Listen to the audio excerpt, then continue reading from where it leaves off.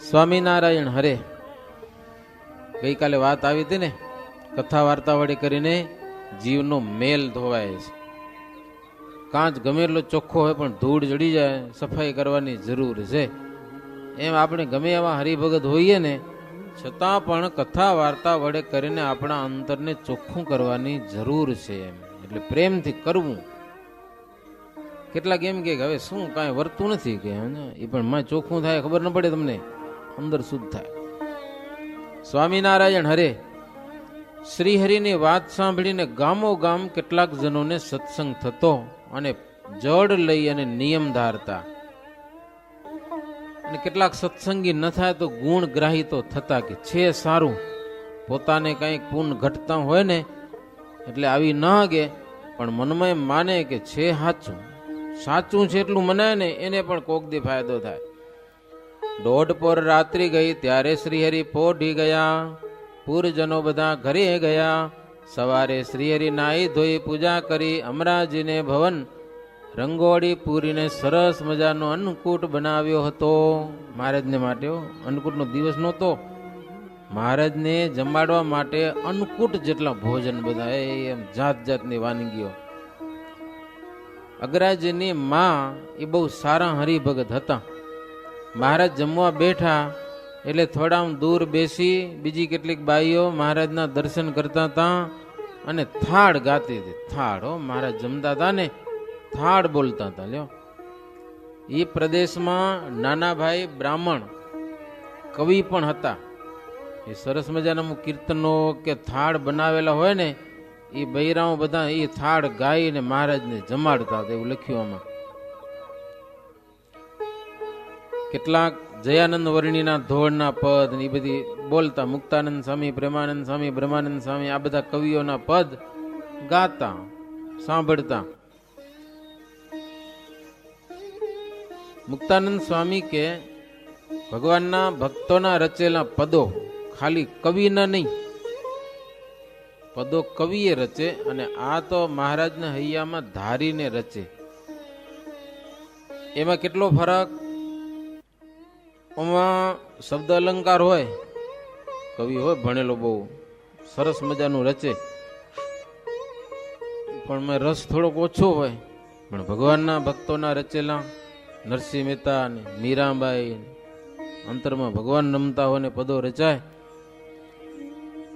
મુક્તાનંદ સ્વામી કે હે આ બધા મહારાજના સંતો ને ભક્તો પદ રચતા મહારાજને ભાળીને, એ પદો ગાવાથી એ સાંભળીને યમદૂતો ભાગી જતા. લ્યો, કીર્તન ગવાતા હોય ને ક્યાંક તો યમદૂત બાજુમાં ના આવે, છેટો ભાગે. કદાચ ત્યાં કોઈ પાપી જીવ આવીને બેહી ગયો તો જમની તાકાત ના હાલે ત્યાં આવવાની, ભાગે. એવી કીર્તનમાં તાકાત છે. એમ સત્સંગના કીર્તનમાં એવી તાકાત છે, જમદૂતો ભાગી જાય. અને સત્સંગ સંબંધી વાતમાં ભગવાન પ્રગટ છે. પ્રગટને ભજી ભજી પાર પામ્યા ઘણા, ગીત ગુનિકા કપી વૃંદ કોટી. પ્રગટને ભજીને ઘણા બધા પાર પામી ગયા. પરોક્ષથી ભવતણો અંત આવે નહીં. આજે શ્રીજી મહારાજને આપણે પ્રગટ કહી શકીએ, કારણ કે પોતે એવી સગવડ કરી ગયા છે. જ્યારે ધામમાં જાવું હતું ત્યારે સંતો હરિભક્તો બહુ રડ્યા તો મહારાજ બધાને આશ્વાસન આપ્યું કે હું જઈશ નહીં, અહીંયા જ રહીશ. થોડોક ફેરફાર કરીશ કે બાકી રહીશ તો અહીંયા જ. એડ્રેસમાં થોડોક ફેર પડશે, ઠેકાણું બદલાવીશ, બાકી તમને મૂકીને જઈશ નહીં. સત્સંગી જીવનમાં કથા છે. મહારાજ કે રહીશ પણ મૂર્તિ દ્વારા પ્રગટ છું, શાસ્ત્રો દ્વારા પ્રગટ છું, સંતો ભક્તો દ્વારા પ્રગટ છું. મને પરોક્ષ ન માનજો. મહારાજ આ લોકમાંથી ધામમાં હાલ્યા ગયા એમ માનતા નહીં. હું નથી જાતો કે આવું તમને બીજે ક્યાંય જોવા નહીં મળે. પાછું કોઈ શાસ્ત્રોમાં એવો શબ્દો નહીં મળે. એટલે શ્રીજી મહારાજને આપણે પ્રગટ કહી શકીએ, પ્રત્યક્ષ છે. મહારાજ પોતે કહી ગયા છે, પોતે હાથે મંદિરો માથે પાણા ઉપાડીને મંદિરો બનાવ્યા, પોતાને હાથે મૂર્તિઓ પધરાવી, હું બેઠો છું આમાં, તમને સંકટ આવે ને તો અહીંયા આવજો એમ કીધું. હો, અત્યારે તમારી સાથે બોલું ચાલું એવો નહીં રહું, કે એવો નહીં રહું, બાકી ભાગી નહીં જાઉં. હા, આ લોકમાં એક મનુષ્યનો ક્રમ છે એ સાચવો પડશે, બાકી આ સત્સંગમાંથી હું જાતો નથી. આજે પણ ઘણા ભક્તજનોને મહારાજના દર્શન થાય છે. મોટા મોટા સમયા ઉત્સવ આપણે કરીએ છીએ, ભગવાન પ્રગટ હાજર હોય છે. દ્વિશતાબ્દીમાં કેટલાક ભક્તોએ કીધું અમને ઘનશ્યામ મહારાજના દર્શન થયા હતા, માણક્યો પર બેહીને મહારાજ આંટા મારતા હતા. દ્વિશતાબ્દી યજ્ઞ ઘણા વર્ષ થઈ ગયા, આપણે 81માં છે. આવડા મોટા સમયા થાય, કોઈને નાકુડી ન ફૂટે, હો, ન કોઈ ઝઘડો થાય, ન કોઈને તકલીફ, કાંઈ નહીં. લ્યો, ઘણી વાર તો આપણે ડોક્ટરની સુવિધા નાખી નવરા બેઠા હોય, એને કાંઈ ધંધો ન હોય. લ્યો, આટલા માણસો ભેગા થયા હોવા છતાં પણ આજે શ્રીજી મહારાજને આપણે પરોક્ષ ન કહી શકીએ. હા, પ્રત્યક્ષ છે, આપણી સામે ભલે દેખાતા નથી, પણ ભગવાન પ્રગટ છે, અને પ્રગટથી જ મોક્ષ થાય. મૂર્તિ માનીને ભજવાની નથી, મૂર્તિ રૂપે ભગવાન બેઠા છે અંદર, એ બેઠા જ છે મૂર્તિ રૂપે. પ્રગટ માનો, પ્રગટથી મોક્ષ થશે, પરોક્ષથી નહીં થાય. હો, તો મુક્તાનંદ સ્વામી કે ભગવાનના સંબંધ વગરની વાતો, ભગવાનના સંબંધ વગરના જપ તપ, એ બધા ગમે એટલા હોય, તમને કાંઈક સુખિયા કરે, પણ બ્રહ્માંડ થકી બહાર ગતિ ના આપે. આ બ્રહ્માંડથી તમે બહાર નીકળી ન શકો એમ. અંદર અંદર રમો, થોડાક ઊંચા ચડો નીચા ચડો, શેઠિયા થાવ કે ગરીબ થાવ, વ્રત જપ તપ, ભગવાનનો સંબંધ નથી. અને જપ બહુ કરે છે, તપ બહુ કરે છે, તપસ્યા બહુ કરે છે, દંડોત કરતા કરતા છેટ ક્યાંય પહોંચી જાય હથમણા. ભગવાનનો સંબંધ નથી. ગમે એટલું કરો ને, કાંક થાય, બીજે જન્મે કદાચ તમે પ્રાઇમ મિનિસ્ટર બની જાઓ, કદાચ સમજ્યા કે નહીં, પુન મળે, કર્યું હોય તો કાંઈક ઊંચી ગતિ મળે, પણ આ બ્રહ્માંડ થકી બહાર જવા નહીં મળે. ભગવાનના સંબંધ વગર આ બ્રહ્માંડ થકી બહાર નહીં નીકળાય. જેના અંતરમાં ભગવાનના મહિમાનો પ્રવેશ થાય તેનો જ મોક્ષ થાય છે. ભગવાનનો મહિમા સમજાય, સંતનો મહિમા સમજાય, શાસ્ત્રોનો મંદિરોનો એ મહિમા સમજાય ને, જેનું અંતર મહિમાથી ભરાઈ જાય, હૃદય અહો અહો થઈ જાય, એનો મોક્ષ થાય. બાકી તો સત્સંગમાં પડ્યા હોય ને ઓલાતા જ હોય, સમજ્યા ને, કાં તો હડકતા હોય, જેને તેને જોઈને હડગ્યા જ કરે, એને સંતોષ ન હોય જરાય. એ બધા આવા થઈ ગયા, આમ થઈ ગયું, તેમ થઈ ગયું. એક જુવાનિયાનો ફોન આવતો મારી પાસે, એ વારે વારે આવી જ વાતો કરે, આમ કરે ને બધા આમ કરે ને. મેં કીધું બીજી વાર મારી સામે ફોન ન કરજે, કહો હા, તને જો ખરાબ જ દેખાતું હોય તો, કાં તો અમારું મંદિરમાં ના આવજે, કે મંદિરમાં આવે દિવ્ય બુદ્ધિ ન હોય તો કામનો શું, તારો મોક્ષ બગાડીશ નકામો. આવું ગુણ જ લ્યો, મંદિરમાં આવીને તમે ઈ જ જોવા આવો તો શું તમને મળવાનું શું એમ. અને પછી ખરેખર સમજી ગયો, રસ્તો હમરો ચૂકી મૂકી દીધો, ઈ બસ અહો ભાવ. હવે અમને કે મજા બહુ આવે, હવે સત્સંગ કરવાની મજા આવે, તીધી મજા નથી આવતી, ના જ આવે ને, મજા આવે જ નહીં એમ. હૈયામાં ભગવાનના મહિમાનો જ્યારે પ્રવેશ થશે ને ત્યારે મોક્ષ થશે. હૈયું ભરાઈ જશે મહિમાથી. મહિમા વિનાના સાધન તુચ્છ ફળ આપે છે. 56 કરોડ યાદવો હતા, કૃષ્ણનો મહિમા નતો, મરી ખપ્યા બધા. લ્યો શું વર્યું શું એનું, ભેગા મું હતા પણ કઈ વર્યું નહીં. મહિમા નતો કૃષ્ણનો જરાય, અને ગોપીઓને મહિમા હતો, હો ગાઉ છેટી પડી હતી ને તોય કલ્યાણ થઈ ગયું. લ્યો એનું આટલો ફાયદો છે. ભેગા પડ્યા હતા યાદવો ને કાંઈ થયું નહીં, અને ગોપીઓને ભગવાનનો મહિમા હતો ને કેટલા વર્ષો વિયોગ સહન કરીને પણ એ ભગવાનને પામી. અરે વેદની શ્રુતિ કહેવાય ગઈ, ગમે એટલા શાસ્ત્ર આજે તમે જુઓ પણ ગોપીની પ્રશંસામાં આવશે આવશે ને આવશે. હા, શું કામ? ભગવાનનો એને મહિમા હતો. યાદવનું આજે કોણ નામ લે કોતા? 56 કોટી યાદવો ભગવાન ભેડા હતા, નામ કોણ લે એનું? યાદવમાં પણ ઉદ્ધવજી હતા, એને મહિમા હતો તો એનું નામ આવે છે, એ મોક્ષને પામ્યા છે. બીજા સાત્યકી હતા, ગોપ ગોપી પશુ, આ બધાનું કલ્યાણ શાસ્ત્રોમાં લખેલું છે. સ્વામી કે 18 પદ્મ વાંદરા હતા કે રામ સાથે, તથા સબરી, એ બધા મહિમાથી મોક્ષ પામ્યા છે. વાંદરાઓને મહિમા હતો. લ્યો, ભગવાન રામજીનો કેવો મહિમા હતો! રામ નામ લખે ને પથ્થર નાખે તો પથ્થર તરે, રામ નામ બોલે પથ્થર નાખે તો પથ્થર તરે. લો, સમુદ્રમાં પથ્થર તરે, એકે પથ્થર ડૂબે નહીં. મહિમા હતો, મહિમાથી નામ લેતા હતા. રામ રામ બોલીને બધા પથ્થર નાખતા, પથ્થર તરતા હતા.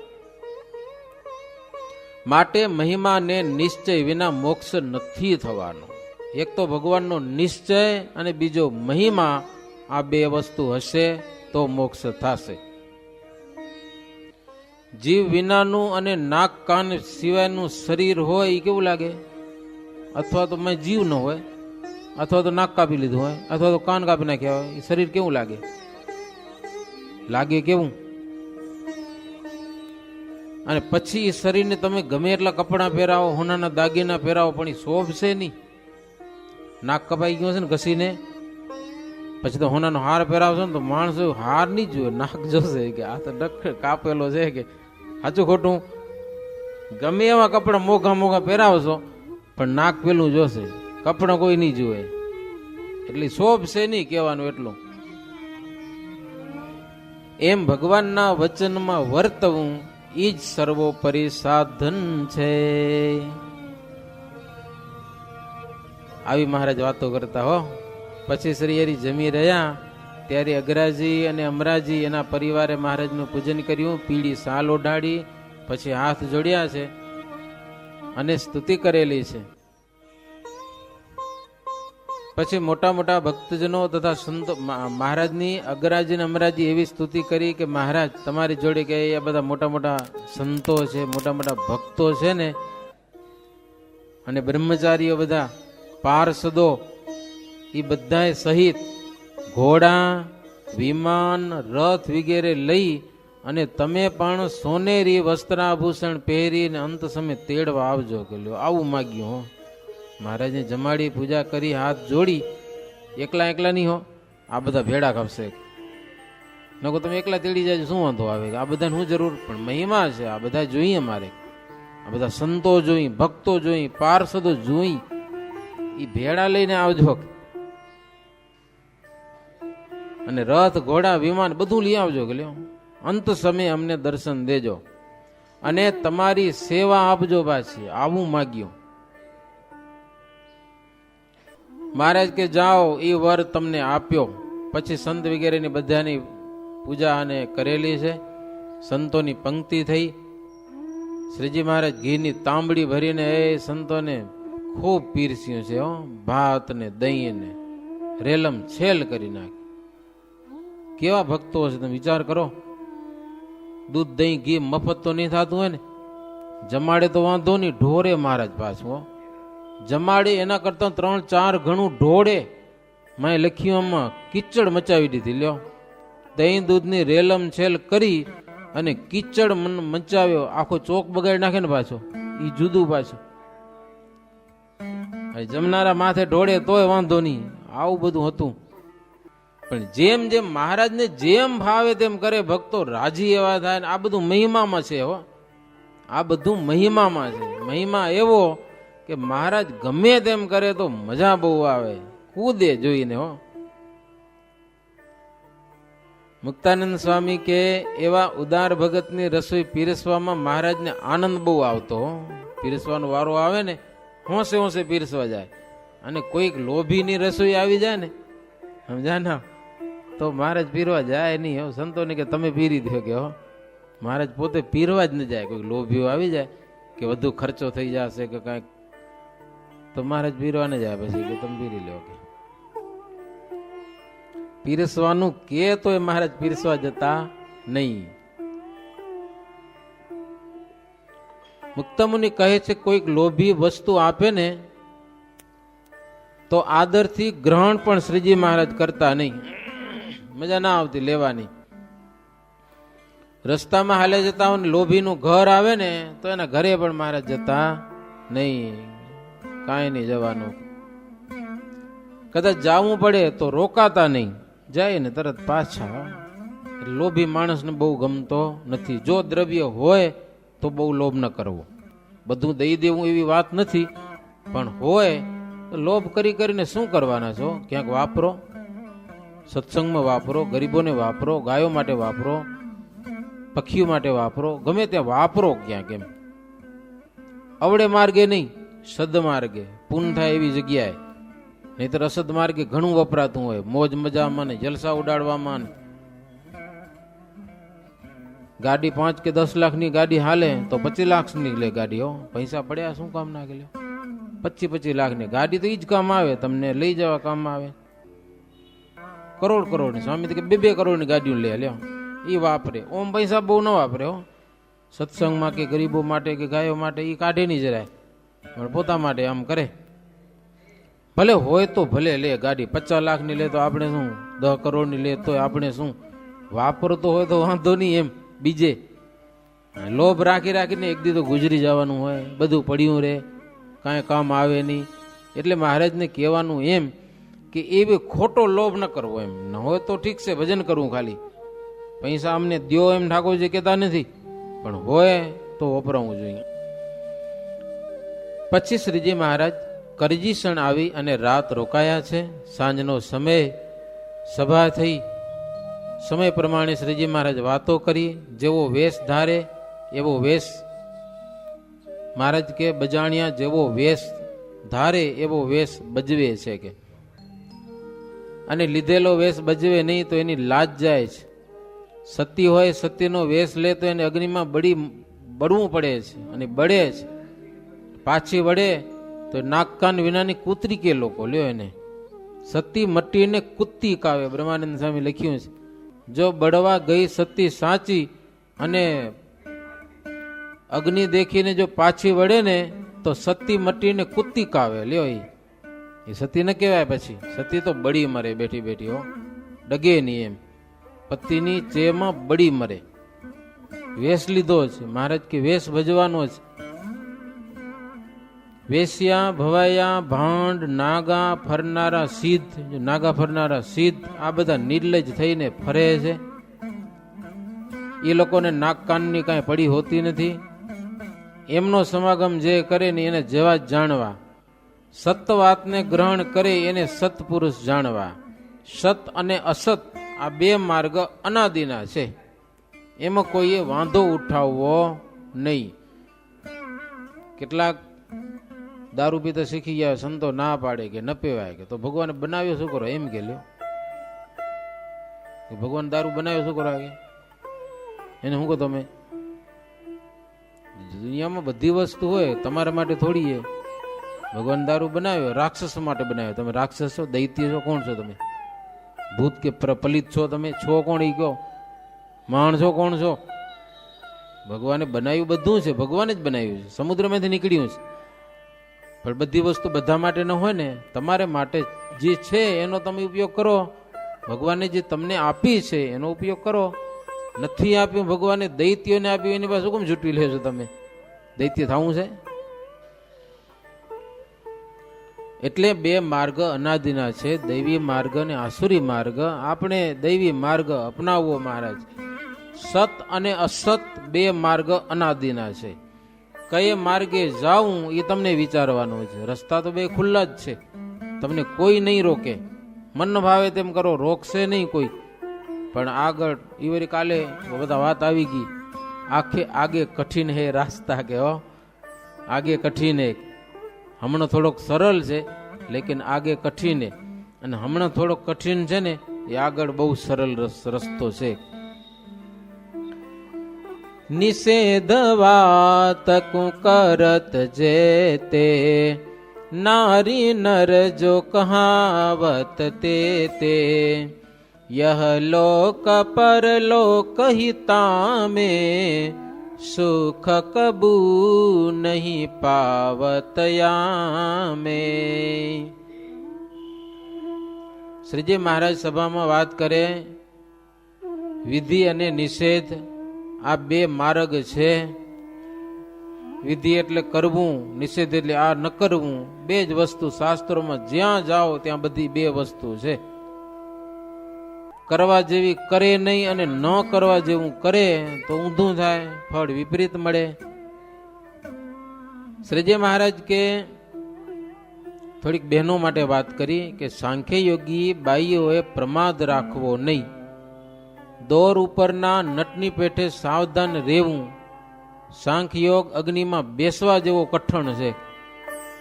એકવાર સાંખ્ય વિચાર કરી અને સાંખ્ય યોગ લઈ લીધો, અગ્નિમાં બેસવા જેવું કામ છે. મહારાજ કે ગાફલ વર્તે તેને કામ રૂપી વાઘ ખાઈ જાય છે. લ્યો, થોડોક ગાફલ વર્તે ને ઓલે આવીને ભરખી જાય છે વાઘ, કામરૂપી.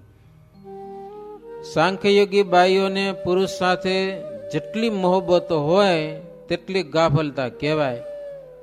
અને એટલું વિઘન સમજવું એના જીવનમાં. વિધવા અને સાંખ્યયોગીની રીત એક જ છે બેની. વિધવા થઈ કે સાંખ્યયોગીનો માર્ગ લીધો, બેના ધર્મ પણ એક જ છે. પણ ભાષામાં સાંખ્યયોગી બહેનોને વિધવા કહેવાય નહીં. એ શબ્દ શોભતો નથી. ધર્મ એના જ છે, કારણ કે એ કુંવારી અવસ્થાથી કે સાંખ્યયોગ લીધેલો હોય છે. વિધવા એને કહેવાય કે જેનો પતિ ચાલ્યો ગયેલો હોય અને પછી સાંખ વિચાર કરીને હરિભજન કરવાનું શરૂ કરે કે બીજા લગ્ન કરવા નથી. પાછી વૃત્તિઓ વાળી અને હરિભજન કરવા મંડી જાય એને સાંખ્યયોગી જ કહેવાય, પણ એ વિધવા સાંખ્યયોગી કહેવાય.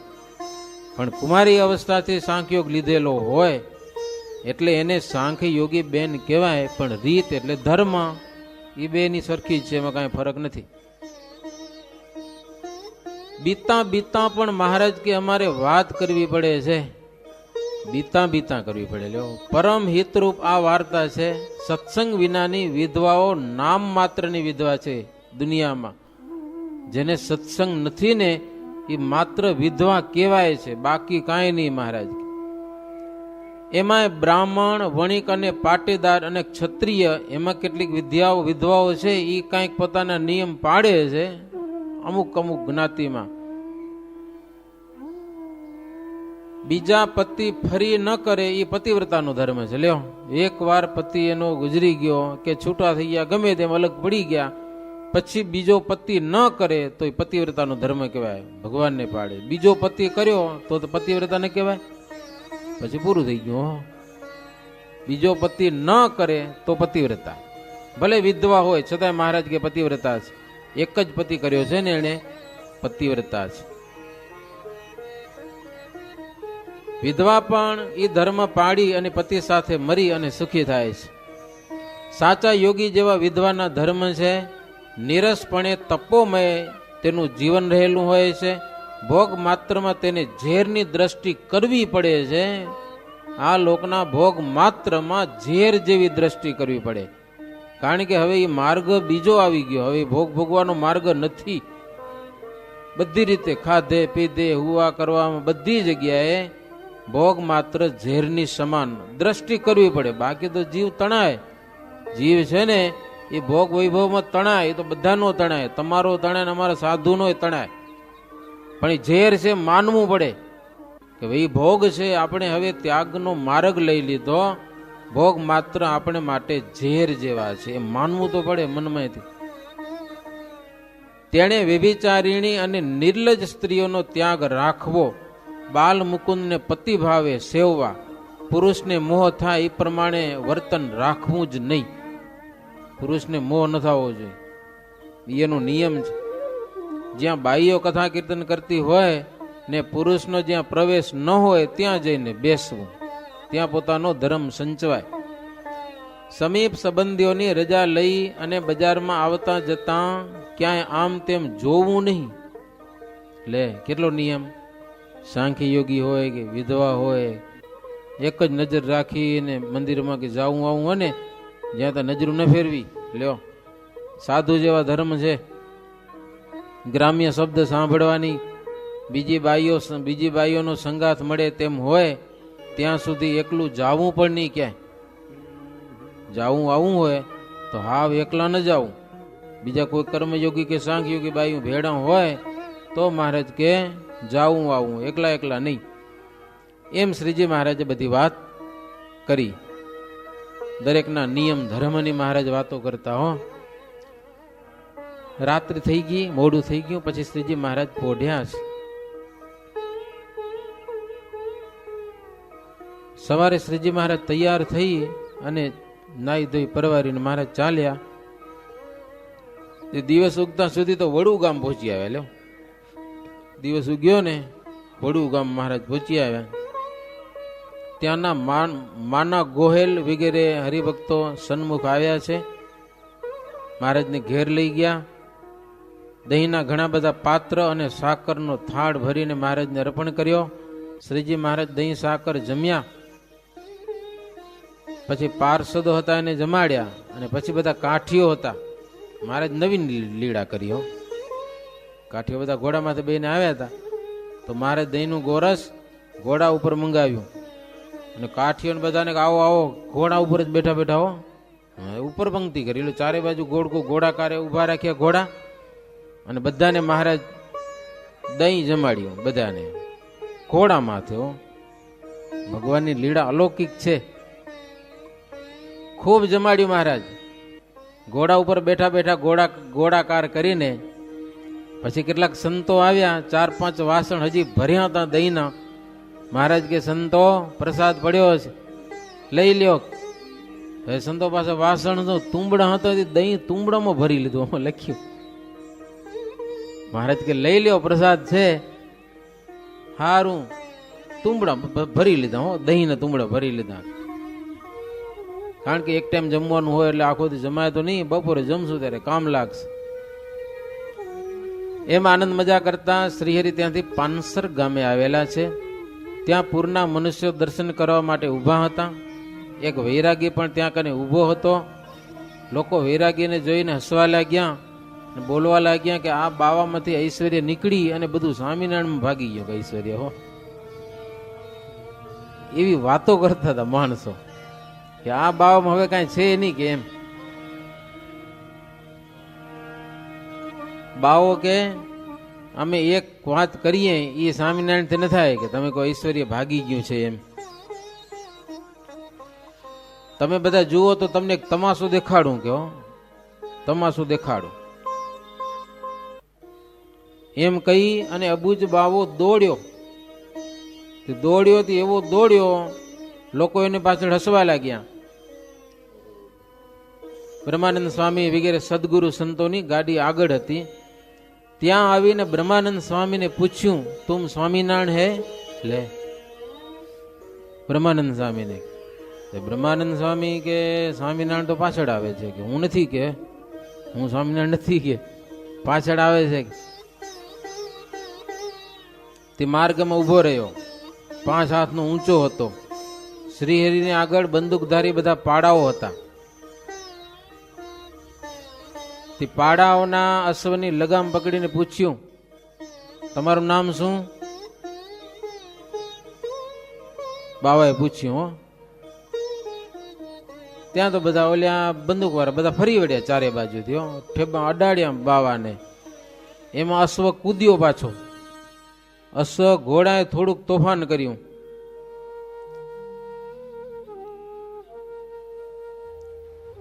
ઘોડો એટલે શ્રીજી મહારાજનો. શ્રીજી મહારાજના ઘોડાની લગામ પકડી લીધી હતી બાવાએ. હવે ઘોડાએ તોફાન કર્યું, આમ ઝાડ થયો તો બાવાએ મૂકી નહીં લગામ. તોય મારો હરમી બહુ મજબૂત હતો, જોરદાર. શ્રીજી મહારાજ પડતા પડતા રહી ગયા ઘોડા ઉપરથી. જાણે હમણાં પડશે પણ બચી ગયા. અને એ બધા કાઠીઓ જોઈ ગયા ને હવે મૂકે. અને એવા ટાણે બધા ફરી વળ્યા, અને એક ચોટ તો બંદૂકો ગોચી બધાને બાવાને ચારે બાજુથી. પછી 10-12 પાડાઓ બાવાને લગામ છોડાવવા માટે કેટલી માથાકૂટ કરી, તોય છોડતો નતો. પછી ઓલા બંદૂકોના કુંડા લખ્યું. બંદૂકોના કુંડા ઠેર ઠેર લાગ્યા, તેથી મૂર્છિત થઈ ગયો. અને લગામ છોડી દીધી. મહારાજે વાર્યા, હો મહારાજ કે મૂકો મૂકો, મરી જશે ક્યાંક કે. તોય હવે માય ખીચ ચડ્યો રે. બાવાની કેટલાક દાઢી ઉખડી નાખી. દાઢી મોટી હતી, વાળ દાઢીના વાળ ખેંચી કાઢ્યા. જેના હાથમાં જેટલા આવ્યા ને તો ખેંચી જ લીધા, મૂક્યા નહીં એમ. બાવાને શુદ્ધ ન રહી. શ્રીજી મહારાજ કે તમે આ ગરીબને દુઃખ દીધું એ ઠીક નહીં. કે સારું ન કહેવાય. આપણે તો ગરીબની રક્ષા કરવી જોઈએ. કે લ્યો તમે શું કર્યું? આ ગરીબ મરી જાય ને મહારાજ કે તો અંગ્રેજના રાજ્ય પ્રમાણે તરત તમને બધાને ફાંસી થાય કે બોલો. અને મહારાજ કે નામ અમારું વગોવાય. કે તમે બધા અમારા કેવા છો? ગામના માણસો બધા તમાશો જોવા ઉભા હતા ને, એને કીધું મહારાજ એમાં તમારો કાંઈ વાંક નથી, ઈ જ નઠારો હોય કે હારો. હા, ઈ કંઈક તમાશો અમને તમાશો બતાવવા નીકળ્યો હતો. માર ખાઈ ગયો પોતે ગયો, ભાન રહ્યું નહીં કાંઈક. ગામના માણસો કે પ્રભુ અગ્નિમાં આવીને પતંગિયું પડે અને મરે એમાં વાંક કોનો? ઈ કયો કોનો વાંક ગણવો એમાં?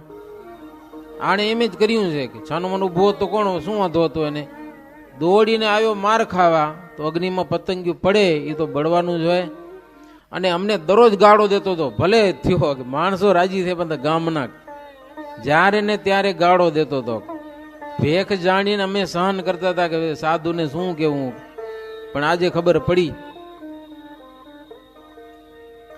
પછી શ્રીહરિ ત્યાંથી ચાલ્યા છે અને મહારાજ ઓડા ગામ પધાર્યા છે. મહારાજની ગામો ગામની આવી લીડાઓ છે, અદ્ભુત અદ્ભુત લીડાઓ ગાઈએ, સાંભળીએ અને આત્માને પાવન કરીએ. હો,